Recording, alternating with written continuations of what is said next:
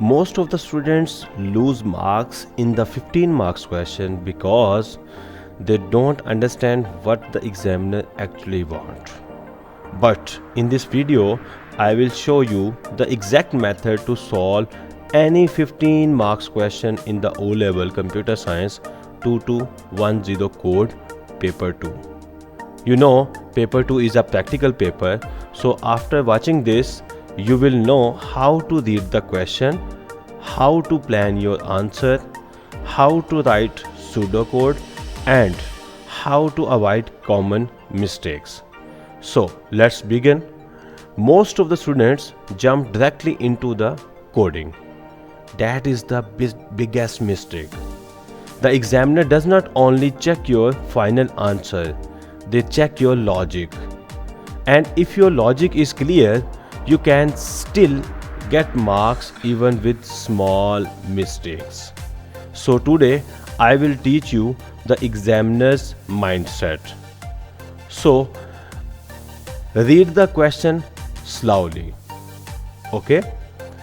Now identify these things like input, what data is entering the program.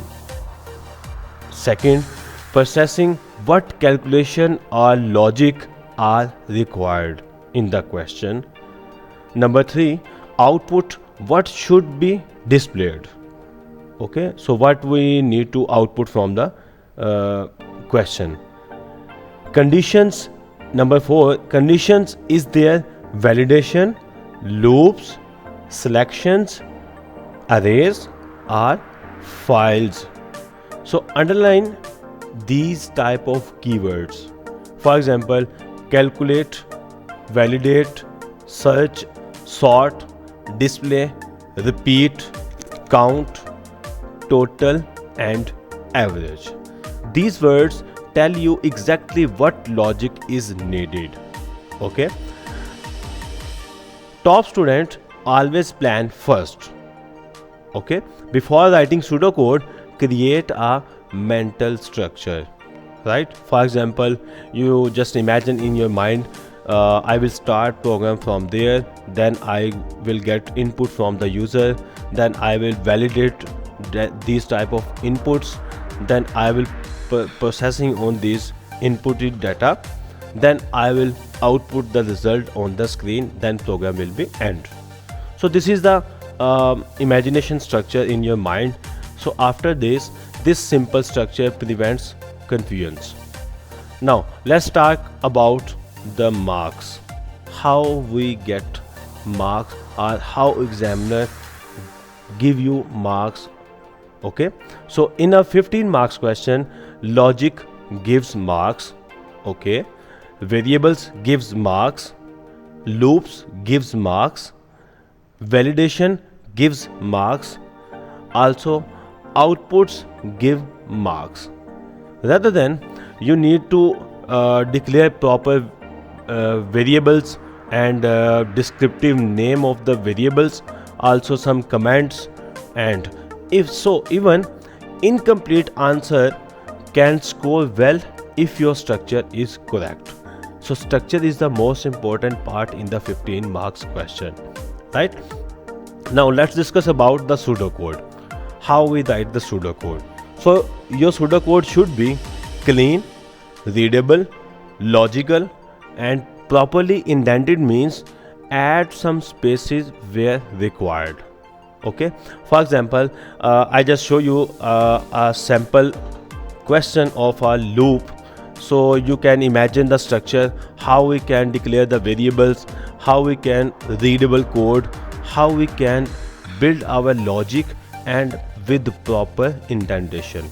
So I have just declared a variable total, its type is integer, and in the second line I just assign 0 to the total variable, and in the third line there is a for loop, count from 1 to 5, and in the loop I just input number from the user, and in the next line I just get the number from the user and sum of these numbers and save it into the total variable.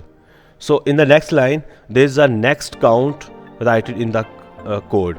So next count means shift to the next index. So after the first index, it will move to the second index of the loop.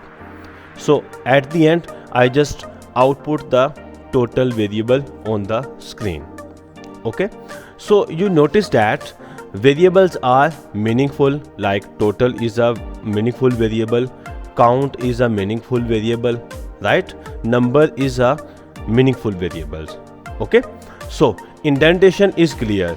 So you can see when I just start the for loop and the body of the for loop, there are two lines, input number and total is equal to total plus number. So these two lines are indented from the left side. Okay, so the third thing for the notice is logic is easy to follow. You can just imagine this code. The logic is very clear in this code, what examiner want to ask from us. Okay, that exactly what examiner want.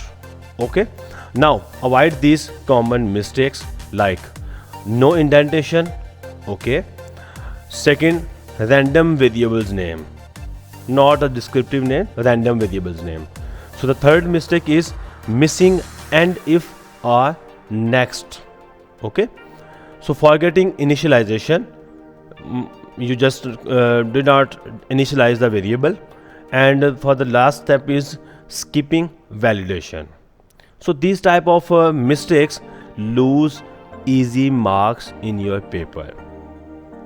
So I just give you some hidden examiner tricks.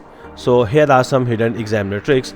If the question mention repeat until valid, okay, this is a keyword, repeat until valid, it means that you need to use validation loop, right?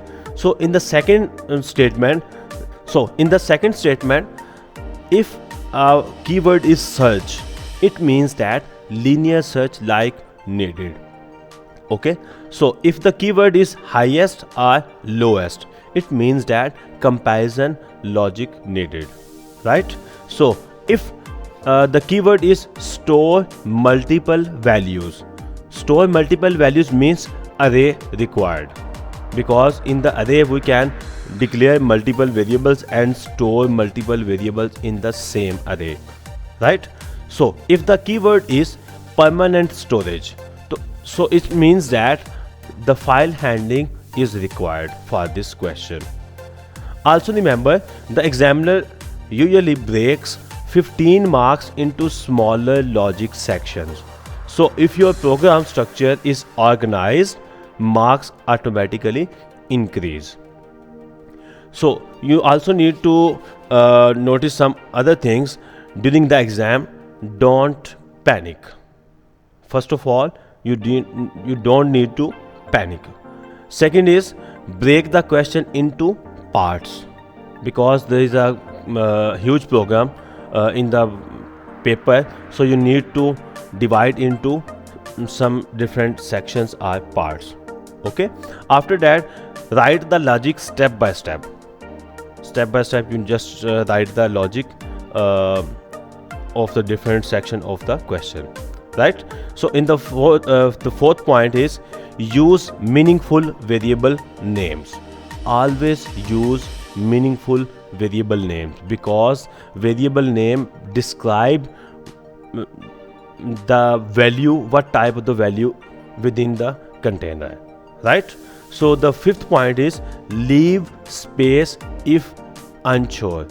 Like if you have some confusion to writing the code inside the if-else condition or the loop, so just add some empty spaces or leave some empty spaces in the paper, and after the spaces you can also continue the rest of the question, right?